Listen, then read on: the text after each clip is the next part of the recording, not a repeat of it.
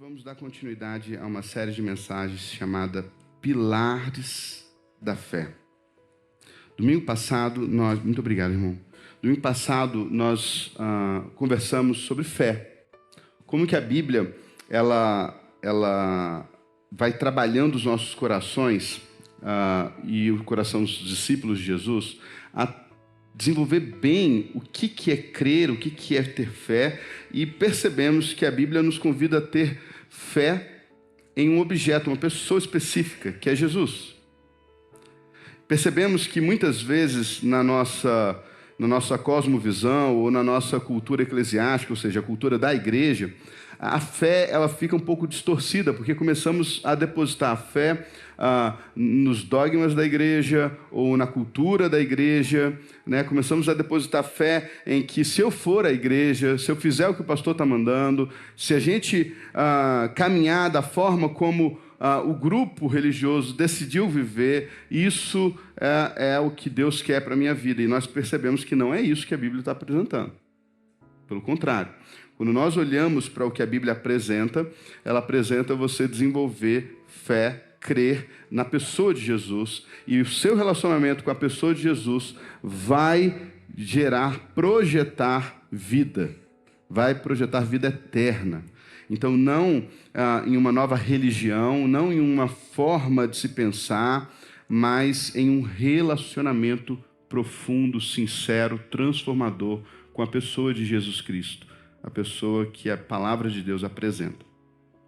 Então, esse foi o grande pilar da semana passada, e hoje nós vamos começar a perceber que esse pilar começa a produzir, gerar em nossos corações mudanças. A fé em Jesus e o meu relacionamento com Jesus vai gerar na minha existência, na minha forma de olhar para o mundo, de enxergar o mundo, de entender o mundo, uma forma diferente. E qual é a primeira grande reação que é apresentada nos textos bíblicos? Bem, a primeira grande reação que é apresentada nos textos bíblicos vem do próprio Senhor Jesus falando. Vamos então abrir nossas Bíblias lá no Evangelho de João, no capítulo 13.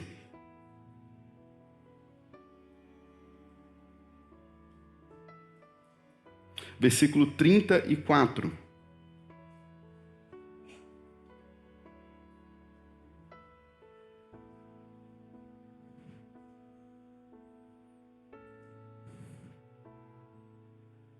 E percebemos que aqui Jesus está acrescentando um novo conceito de existência e de vida a partir do relacionamento com Ele. Ele vai dizer no versículo 34, novo mandamento vos dou, que vos ameis uns aos outros, assim como eu vos amei, que também vos ameis uns aos outros. Nisso conhecerão todos que sois meus discípulos, se tiverdes amor uns aos outros. Vamos comigo, por favor, agora no capítulo 15.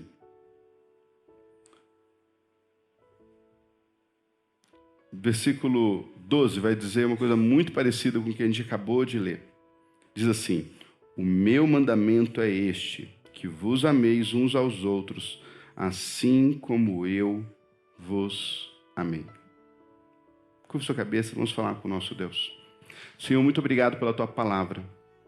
E que a Tua palavra, Deus, mais do que lida, seja vivida. Que a Tua palavra, mais do que entendida, Deus, seja praticada.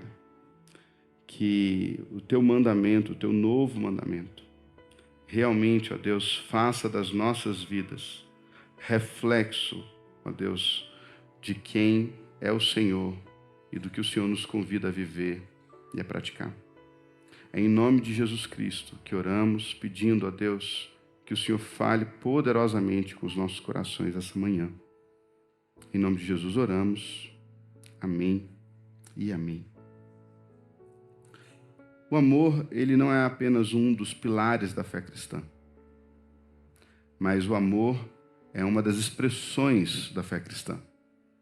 Nós podemos, muitas vezes, olhar para a nossa construção cristã e perceber coisas que são comuns naquilo que falamos crer, naquilo que defendemos, naquilo que muitas vezes definimos como verdades. Isso é extremamente comum.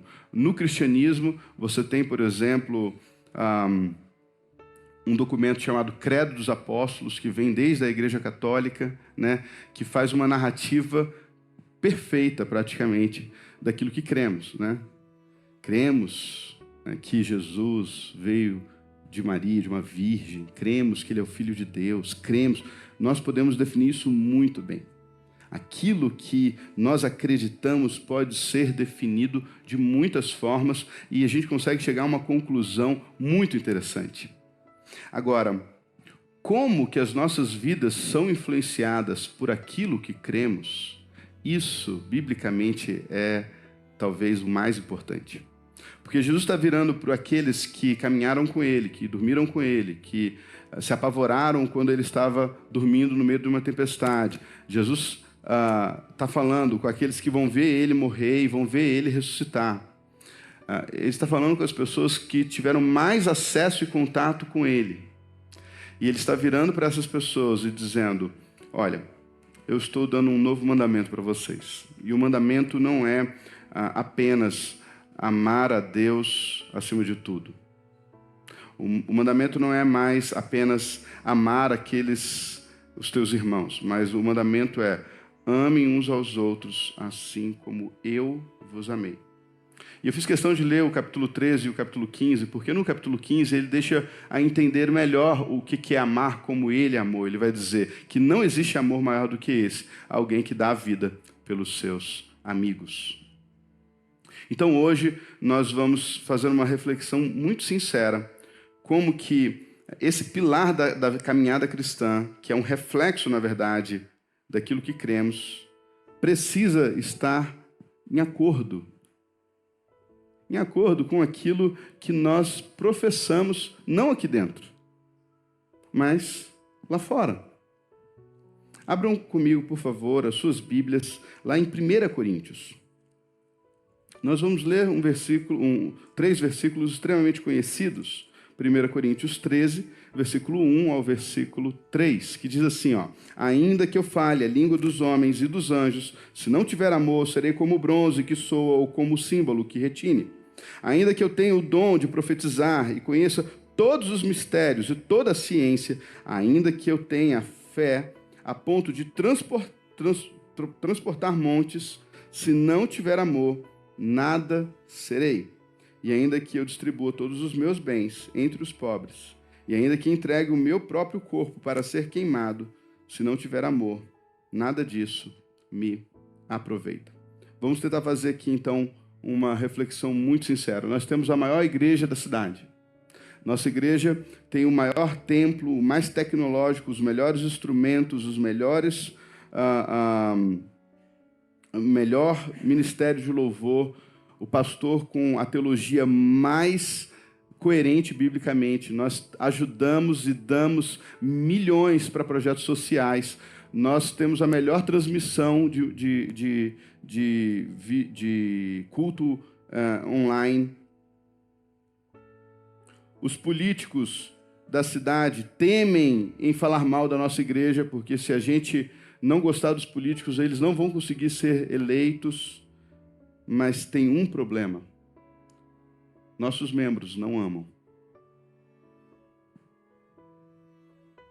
Nossos membros matam com palavras. Nossos membros matam com suas ideologias. Nossos membros matam com suas escolhas. Nossos membros viram para outras pessoas e dizem, vão, bebam, se vistam, mas não ajudam, sabendo que as pessoas não têm condições de fazer. Nossos membros não estão aptos, nem abertos e nem desejosos de dar a vida uns pelos outros. Nossos membros não estão a responder e agir como o Senhor que eles professam ter. Segundo o nosso querido apóstolo Paulo e o Espírito Santo que está inspirando ele, ele vai dizer que isso não tem valor, isso não faz sentido.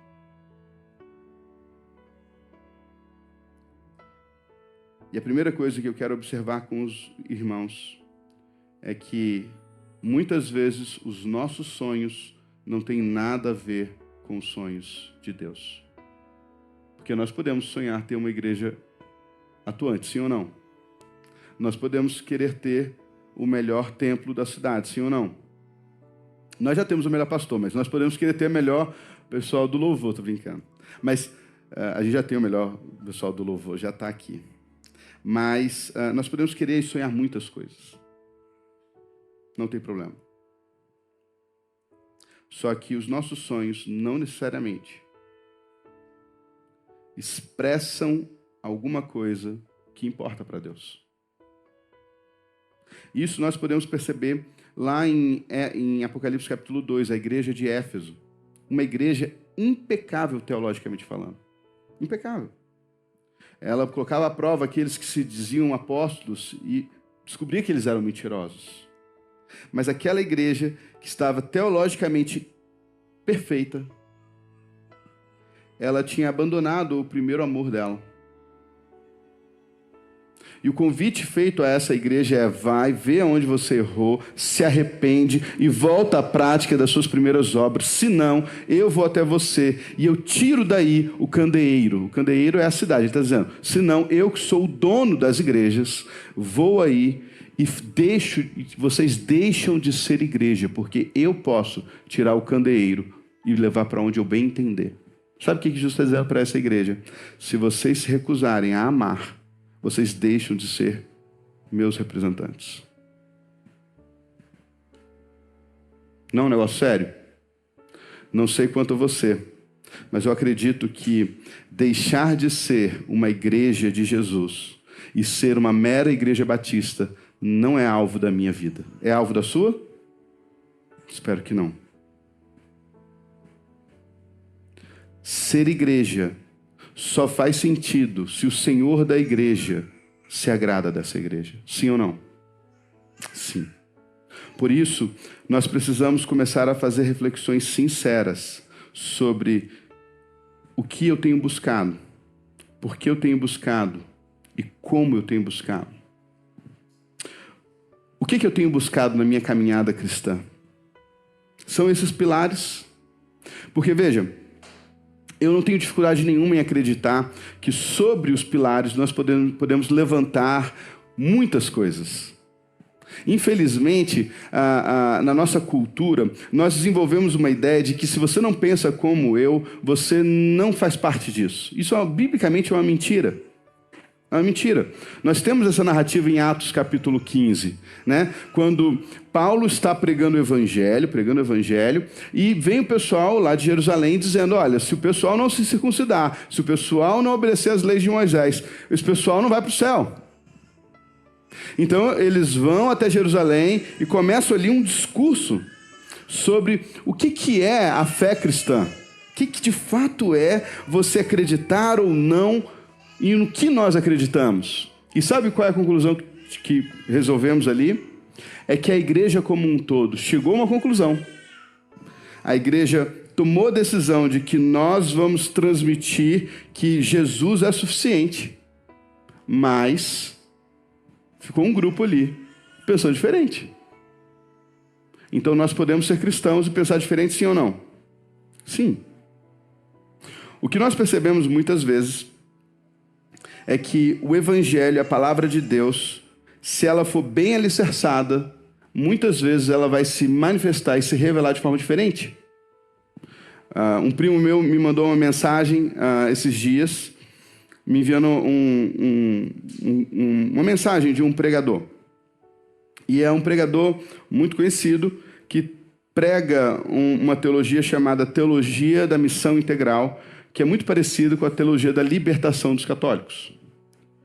E ele falou assim: eu queria que você fosse sincero em me responder o que você acha sobre isso. E na resposta, ele até agora não respondeu. Se você estiver me assistindo, me responda.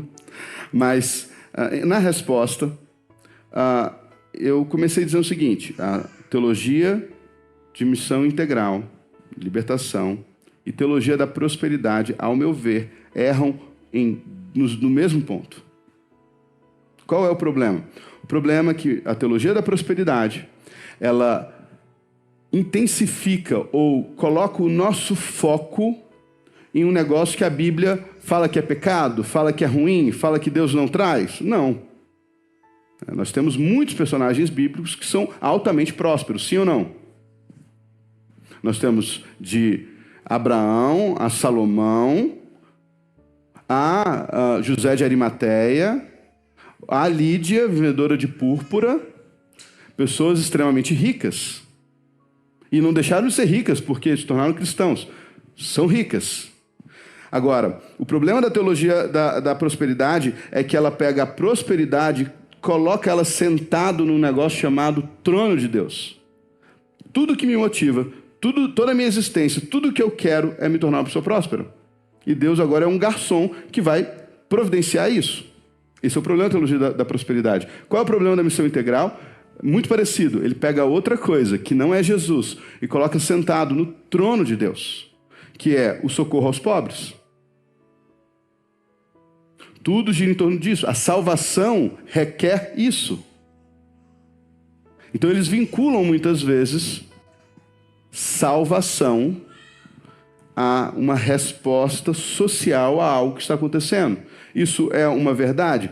Muitas vezes não, biblicamente não. É papel da igreja socorrer os pobres? Óbvio que sim. Esse é o motivo pelo qual a igreja existe? É óbvio que não. Senão Jesus, em Mateus 28, ele iria dizer: ide por todo mundo e acaba com a fome.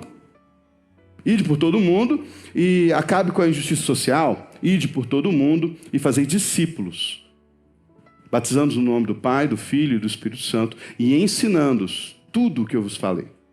Essa é a missão da igreja, é ir pelo mundo e trazer seguidores, aqueles que estão a seguir Jesus. E, irmãos, isso é óbvio.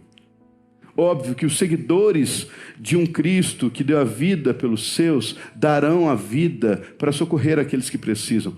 Óbvio, é óbvio. É a mesma problemática, eu acho que eu já citei aqui uma vez, de um irmão que estava na nossa casa visitando o meu pai, tentando trazer a bandeira do racismo para dentro do evangelho. Eu tenho o costume de discutir com meu pai sobre as mensagens, né? E eu estava fazendo isso com meu pai, discutindo a mensagem que eu iria pregar aqui no domingo à tarde. E esse irmão estava ouvindo, e ele falou assim: muito bom esse ponto. Nesse ponto você pode falar contra o racismo.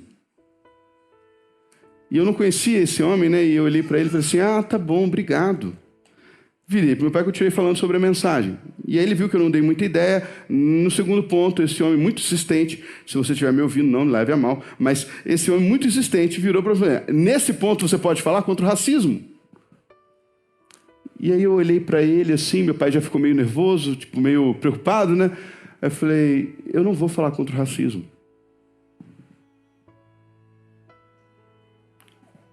E ele tomou um choque quando ele ouviu falar isso. Ele falou assim: como assim você não vai falar contra o racismo? Eu falei: o racismo não é pauta do evangelho. E aí ele não conseguiu se conter, ele falou assim: como assim o racismo não é a pauta do evangelho? Eu falei: não, a pauta do evangelho é uma única pauta. A pauta do evangelho é Jesus Cristo crucificado, que é escândalo para uns, loucura para outros. A pauta do evangelho é uma pessoa que morreu pelos meus pecados e ressuscitou para reinar sobre todos nós. Agora, eu concordo com o irmão que todos os seguidores desse Jesus não serão racistas e nem machistas e nem todos os istas que vocês conseguem inventar. O que eu não posso fazer no meu papel de cristão e de pregador desse evangelho é limitá-lo ao racismo.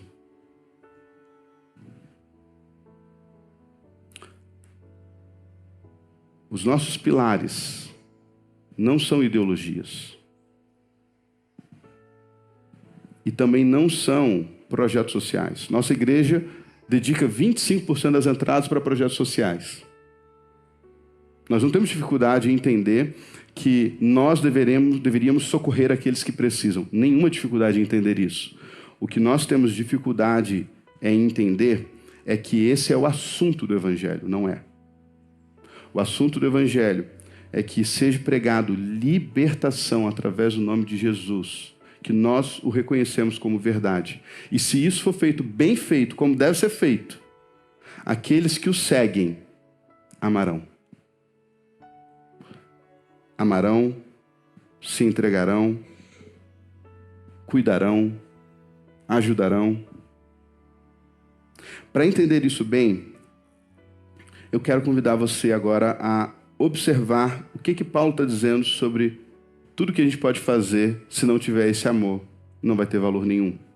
Vamos ler agora pausadamente o que Paulo falou em 1 Coríntios 13. Ele vai dizer: ainda que eu fale a língua dos homens e dos anjos, se não tiver amor, serei como o bronze que soa, ou como o símbolo que retine. Ainda que você tenha experiências extraordinárias com Deus, ainda que você tenha um nível de intimidade com Deus, que você transcenda o falar a sua língua humana, e Deus te conceda falar línguas que ninguém entende, a língua dos anjos. Eu quero pedir licença aqui para deduzir que ele está falando aqui do dom de línguas. Ainda que você viva experiências extraordinárias com esse Deus, se essas suas experiências não gerarem em você amor, você só está fazendo ruídos. Ele vai continuar. Ainda que eu tenha o dom de profetizar e conheça todos os mistérios e toda a ciência, ainda que eu tenha fé a ponto de transportar montes, se não tiver amor, nada serei. E é importante você entender esse nada serei. Porque a partir do momento que você se identifica como um cristão, essa palavra cristão significa miniatura de Jesus. É como se você fosse um representante, uma cópia desse Jesus que você e eu professamos seguir. Então ele está dizendo, se você tem a capacidade intelectual de entender tudo, se você tem experiência com Deus e fé a ponto de mover montanhas, se você não tiver amor, você não é um representante dele. Você não está com a sua identidade cristã válida nesse processo.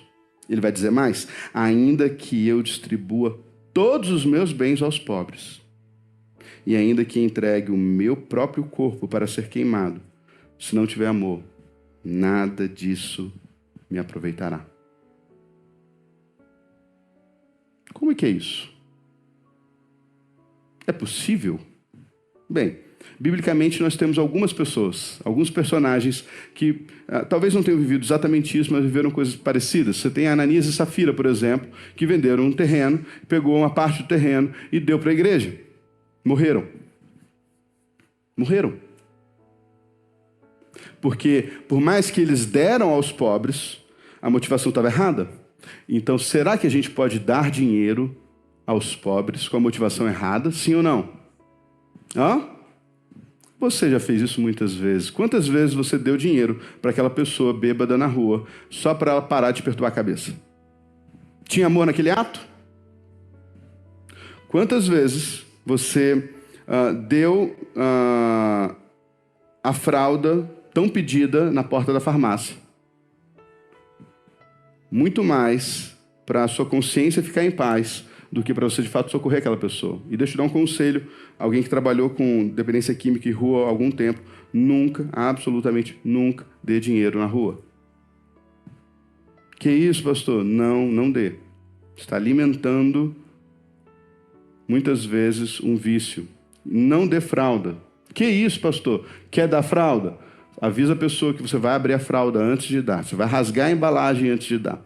Se ela precisar mesmo daquela fralda ou daquele leite, ela não vai fazer diferença nenhuma na vida dela você abrir. Se ela não estiver precisando daquele leite, você parou de gastar dinheiro à toa, porque muitas vezes a pessoa pega aquela embalagem fechada e troca na própria farmácia que você comprou pela metade do preço. Então, o que eu estou querendo dizer aqui? Pastor, você está falando de amor, você está falando para a gente não ajudar? Eu estou falando para você ajudar de verdade as pessoas.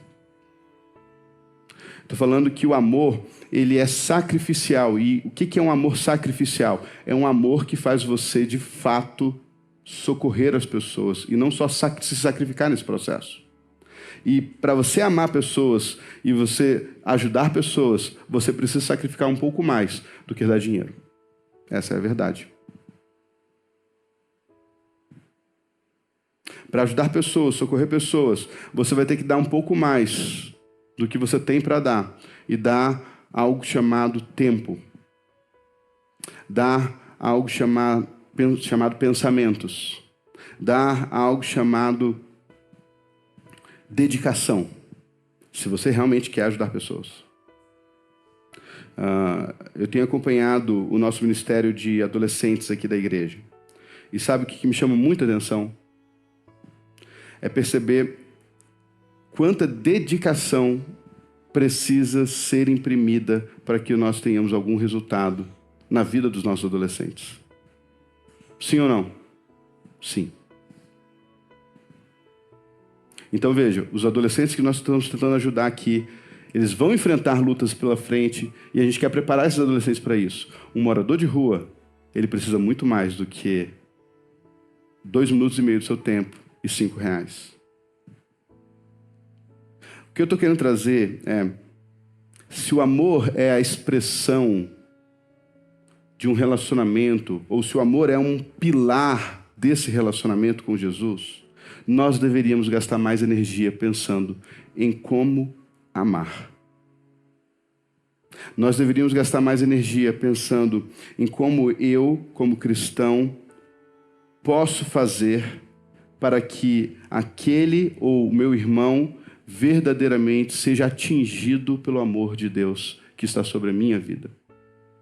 Para isso, eu quero convidar você agora a ir lá em 1 João. Toda vez que eu esqueço de olhar o relógio, eu tenho quase uma mini parada cardíaca antes de olhar a hora. Fico com medo de ter perdido já, mas a gente ainda tem tempo.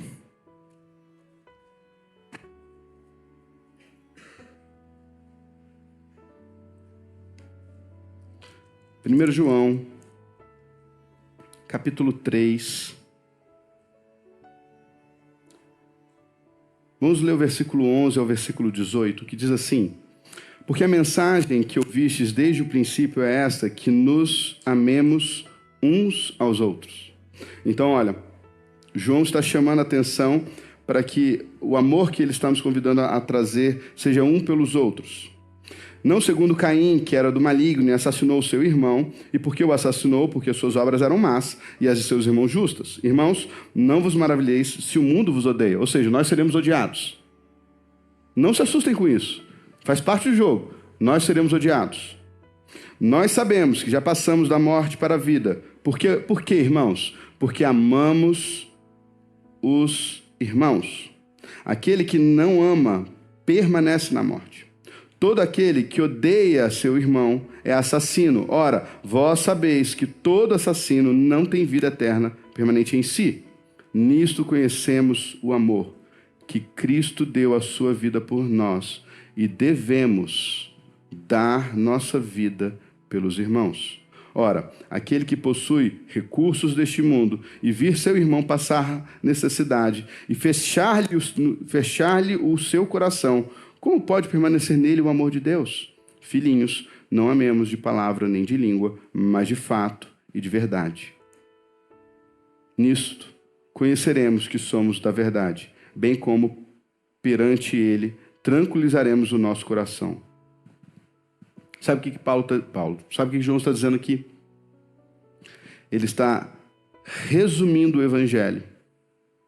Não há uma prática religiosa de você vir ou não domingo à igreja. Não no quanto você tem se dedicado para tocar bem ou para pregar bem. Não o quanto você tem sido religioso nas idas e vindas, nos convites e nos chamados para você participar dos eventos da igreja. Não, isso não define quem é o Senhor da sua vida. Porque você pode estar cheio de tudo isso e vazio do reflexo de quem você está seguindo.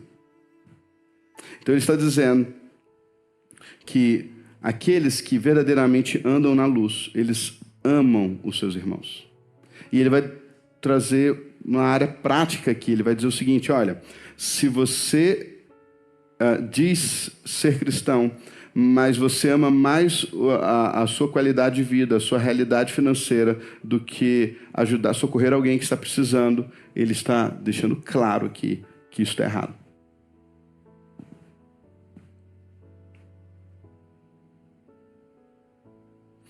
Ele vai jogar para um outro nível, ele vai dizer que Jesus deu a vida por nós, e nós devemos fazer o quê? Dar as nossas vidas pelos nossos irmãos.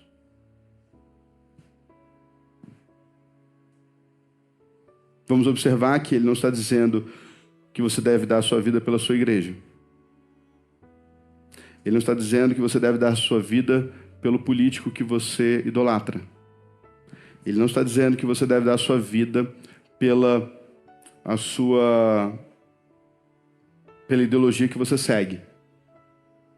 Ele está dizendo que você deve dar a vida pelo seu irmão. Que o seu irmão, a pessoa que foi alcançada por Jesus, como você foi, tem prioridade na sua agenda. É muito mais difícil do que vir à igreja e dar dízimo, convenhamos. É muito mais complexo do que criar uma agenda bem elaborada, bem definida e conseguir cumprir aquilo. O convite desse pilar é aquilo que Paulo está dizendo para Pedro em Gálatas capítulo 2. O que está acontecendo em Gálatas capítulo 2? Gálatas 2, a igreja, né, Pedro vem à igreja de Antioquia, que é uma igreja de gentios. E quando Pedro chega ali, ele come com os que não são judeus, algo proibido para o judeu. Ele interage com os irmãos cristãos, porque ele entende, Pedro entende, que ele pode ter um bom relacionamento com aqueles que não são judeus, desde que eles sejam cristãos. Só que então chega naquela mesma igreja um grupo da igreja de Jerusalém, um grupo que eles vão chamar dos da parte de Tiago. Pessoas que tinham talvez uma linha de raciocínio diferente, que achavam talvez que Pedro não deveria comer com aqueles que não eram judeus. Pedro automaticamente para de andar, para de falar, para de se relacionar com os irmãos que eram só cristãos. Paulo observa isso. Paulo fica meio chateado com isso. Paulo repreende Pedro na frente de todo mundo. E a base da repreensão de Paulo é aquilo que o texto que nós lemos está gritando para a gente. Ele vai dizer assim em Gálatas 2, versículo 14. Quando, porém, vi que não procediam corretamente segundo a verdade do Evangelho, disse a Cefas na presença de todos: se sendo tu judeu, vive como gentio e não como judeu, por que obrigas os gentios a viverem como judeu? Nós, judeus, por natureza, e não pecadores dentre os gentios, sabendo, contudo, que o homem não é justificado por obras da lei, e sim mediante a fé em Cristo Jesus, também temos crido em Cristo Jesus, para que fôssemos justificados pela fé em Cristo, e não por obras da lei, pois por obras da lei ninguém será justificado. Mas se procuro ser justificado em Cristo, fomos nós mesmos também achados pecadores. Dar-se-á acaso de ser Cristo ministro do pecado? Certo que não. Porque se torno a edificar aquilo que destruí, a mim mesmo me constituo transgressor. Porque eu, mediante a própria lei, morri para a lei, a fim de viver para Deus. Estou crucificado com Cristo. Logo, já não sou eu quem vive, mas Cristo vive em mim. E esse viver que agora tenho na carne, vivo pela fé no Filho de Deus, que me amou e a si mesmo se entregou. Esse resumo do evangelho que Paulo está trazendo para Pedro é a base daquilo que nos motiva a fazer e a deixar de fazer as coisas. Então, eu preciso te fazer uma pergunta muito sincera. Por que você faz o que faz?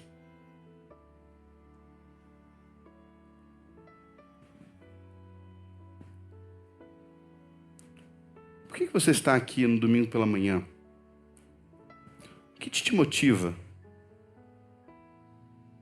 Por que você ajuda financeiramente? Ou por que você não ajuda? Por que você trata pessoas do jeito que você trata? Por que você ajuda as pessoas que você ajuda? Se a resposta não for porque eu morri e agora eu vivo a partir de Cristo, talvez estejamos edificando pilares diferentes na nossa caminhada cristã. Pilares que, segundo Paulo, a igreja de Corinto, passarão por um teste, por uma prova, que ele chama de fogo. E ele vai dizer que o fogo testa tudo. E que se você não tiver lançado os alicerces corretos na sua caminhada, o fogo vai declarar e vai definir, vai demonstrar isso.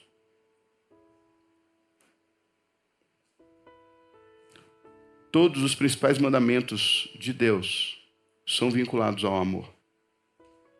Ouve, ó Israel, o Senhor teu Deus é o único Senhor. Amará, pois, o Senhor teu Deus. Todo o seu coração, com toda a sua alma, com todas as suas forças, com todo o seu entendimento. Esse é o grande mandamento, diz o Senhor Jesus. Depois ele diz, um novo mandamento vos dou. Amai uns aos outros, assim como eu vos amei. Qual é o segundo grande mandamento? Amarás ao teu próximo. Como? A ti mesmo. Você parou para perceber que o amor é a expressão que mais é transmitida no Novo Testamento? Então, essa manhã eu quero te convidar a você repensar toda a construção cristã que você possa ter desenvolvido ou ter sido desenvolvido na sua vida. E eu queria que você fizesse essa pergunta para você mesmo, diante de Deus, nos seus momentos de oração. Deus, por que eu estou fazendo o que eu faço? Deus, por que eu não estou fazendo isso ou aquilo? Por que é tão difícil para mim abrir mão? A Jéssica, minha esposa, eu acho que ela não está aqui, ela é uma das pessoas que eu conheço que mais gosta de dormir na vida. Ela gosta, se tivesse uma faculdade, ela ia ter um doutorado no assunto. E eu lembro que a gente conversava sobre isso antes de termos filhos, e ela falava assim, eu fico preocupada de depois que eu ter filho, eu não conseguir acordar. E eu nunca tive essa preocupação porque eu imaginava que com a motivação correta, com o sentimento correto, com a decisão correta, qualquer coisa que eu goste, deixe de ser prioridade na minha vida. Desde que uma coisa mais importante assuma esse lugar. Então, para surpresa da Jéssica, quando ela teve o Felipe, ela nunca mais teve sono pesado ou dificuldade para acordar.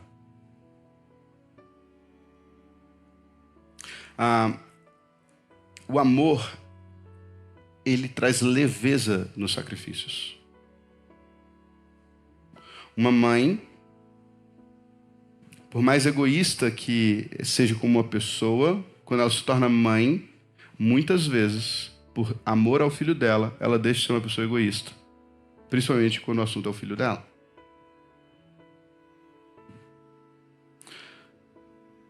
Existe uma história antiga de que um missionário levou um caminhão de suprimentos para uma tribo lá na África, e as pessoas de várias tribos, né, vieram para essa tribo para poder ter acesso aos mantimentos, ao que foi oferecido. Então, chegou uma criança com uma outra nas costas, e alguém falou para o pastor que aquela criança andou 12 quilômetros para chegar até ali com a criança nas costas.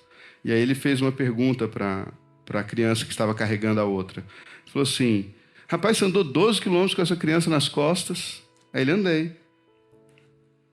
Mas não foi muito pesado? E aí a resposta da criança foi, ele não é pesado, ele é meu irmão. Por que aquela criança não é pesada? Porque é irmão dele. Porque ele ama aquela criança. Por que pais e mães se dedicam, acordam de madrugada, dormem de madrugada, trabalham, pagam escola, pagam curso de inglês, pagam balé, pagam futebol, pagam e pagam e pagam e pagam. Porque amam. Porque eles entendem que assim expressam amor aos seus filhos. Sabe o que me assusta nesse processo que vivemos? É que, parece que as coisas que não deveriam ser pesadas por conta do amor estão se tornando. Isso é um reflexo, não de que as coisas são mais difíceis, mas que amamos menos. Amamos menos. E sempre que você e eu amarmos menos, será mais difícil fazer. Será mais complexo fazer. Será mais dolorido fazer. Será mais pesado carregar. Será que é justamente por isso que Jesus coloca isso como um pilar? Ame. Ame e as coisas ficarão mais leves. Vai ser mais fácil, vai doer menos? Não vai doer menos nem vai ficar mais fácil. Mas a motivação será outra. Enquanto nós somos conduzidos, construídos a entender que nós devemos ser o centro de todo o nosso amor, ou seja, tudo deve girar em torno de nós mesmos, o Evangelho te convida a mudar o objeto de foco. E o Evangelho me convida e te convida a olhar para esse objeto do nosso amor, não só mais a Jesus, porque o próprio João vai dizer isso na sua carta. Ele vai deixar isso muito claro, ele vai deixar isso de uma forma muito evidente. É impossível, ele vai dizer, amar a Deus, a quem você não vê, e não amar ao seu próximo, a quem você vê. Então, se você quer amar a Deus, ele vincula isso a amar pessoas. Amar pessoas. Está difícil para amar pessoas? Está pesado servir pessoas? Está pesado servir seus irmãos da igreja? Ame mais. Pastor, eu não sei fazer isso. Então conheça aquele que sabe. Conheça aquele que ama incondicionalmente. Conheça e se relacione com aquele que é amor. E todo o resto será mais simples e leve. Para encerrar, quero mostrar como que o amor torna as coisas mais leves. Uma vez eu estava fazendo um gabinete, e no gabinete a pessoa enfrentava um dilema. O dilema dela era a dificuldade relacional que ela tinha com o seu enteado.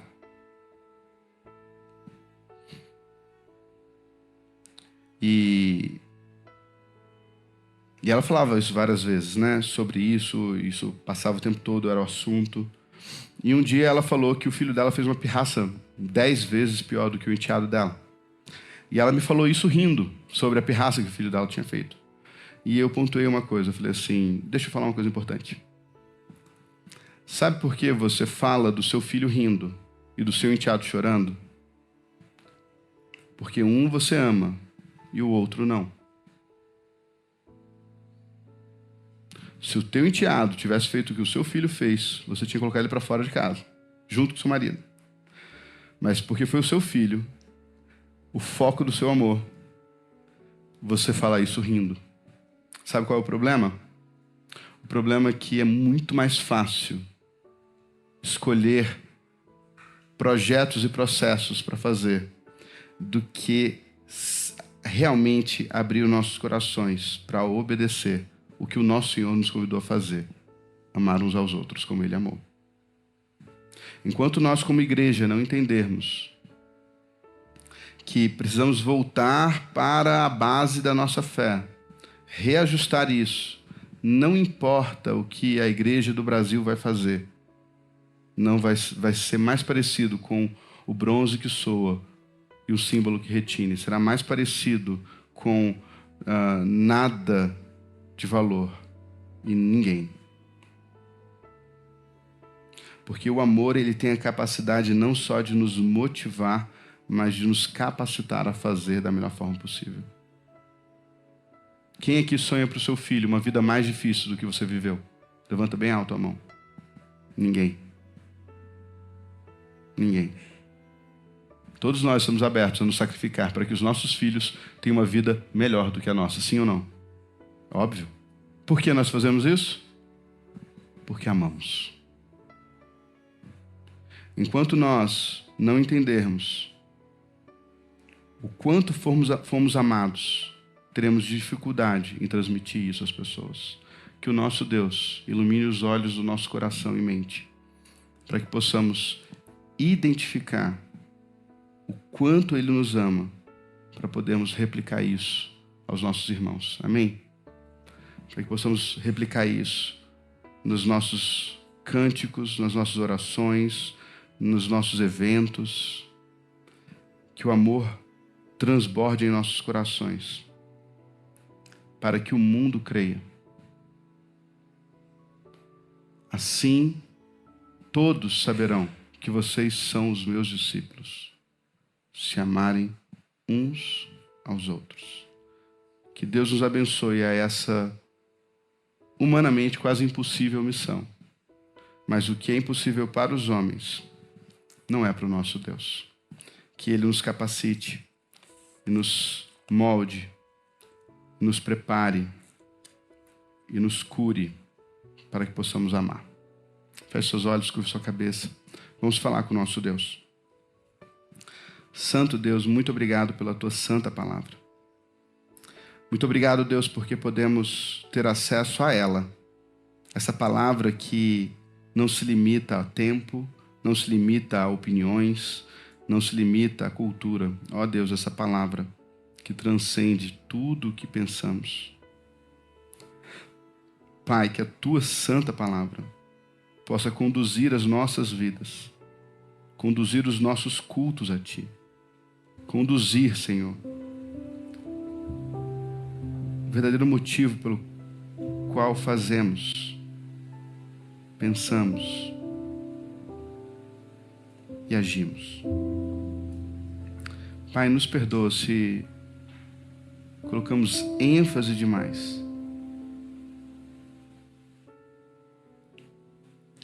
naquilo que não anuncia quem o nosso Senhor é. Deus, o Senhor não será mais glorificado se a nossa igreja se tornar a maior igreja de Petrópolis. O Senhor não vai receber mais louvor e glória se a nossa igreja se tornar a mais rica de Petrópolis. O Senhor não vai receber honra e glória se nossa igreja se tornar a mais famosa de Petrópolis. O Senhor sim receberá honra e glória e louvor se essa igreja for a igreja que mais ama em Petrópolis. Pai, é para isso que estamos aqui, para o louvor do Teu santo nome. É para isso que existimos, é para isso que respiramos. Deus, nos ensina a amar, nos ensina a carregar uns aos outros, os fardos uns dos outros. Nos ensina a perdoar, Deus. Nos ensina a liberar perdão. Nos ensina, Deus, a vibrar com as alegrias. Deus, quantos de nós não conseguem se alegrar com as vitórias? Os nossos corações estão tão oprimidos pelo pecado, Deus. Nos liberta. Nos liberta, Senhor, de tudo que não é amor. Nos liberta de tudo que não é socorrer de verdade pessoas. Nos liberta, Senhor, de viver para nós mesmos. Que os nossos filhos, nossas filhas, sejam extremamente abundantes, ó Deus, nesse fruto santo que é o amor. Que nós possamos conduzi-los a amar.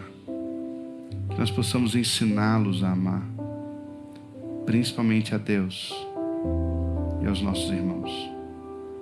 Ó Deus de Israel, faz de nós uma igreja verdadeira, não um CNPJ, não uma empresa, mas uma igreja que tem como missão apresentar Jesus da melhor forma que conseguimos. Pai Santo, nos ensina a amar como o Senhor um dia nos amou. Em nome de Jesus que oramos e agradecemos porque Teu é o reino, todo poder, toda a glória para sempre. Amém.